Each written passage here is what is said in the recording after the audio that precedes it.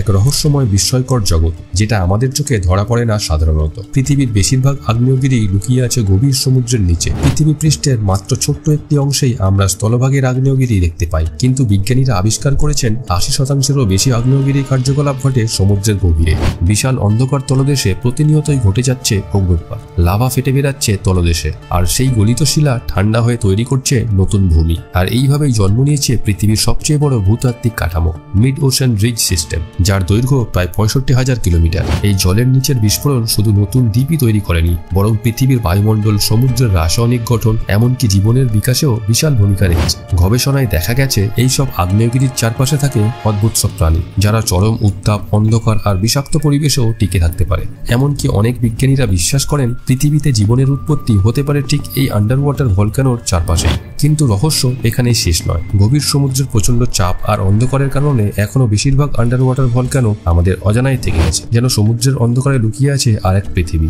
যেখানে প্রতিদিন ঘটে যাচ্ছে বিস্ময়কর সৃষ্টি আর ধ্বংস। জলের নিচের আগ্নেয়গিরি প্রমাণ করে আমরা পৃথিবীর যতটুকু জানি তার চেয়ে অনেক বেশি অজানা রয়ে গেছে। প্রশ্ন হলো, আমরা কি কখনো সেই রহস্যময় জগৎ পুরোপুরি আবিষ্কার করতে পারবো, নাকি সমুদ্রের গভীরে লুকিয়ে থাকবে এক চিরন্তন অন্ধকার রহস্য?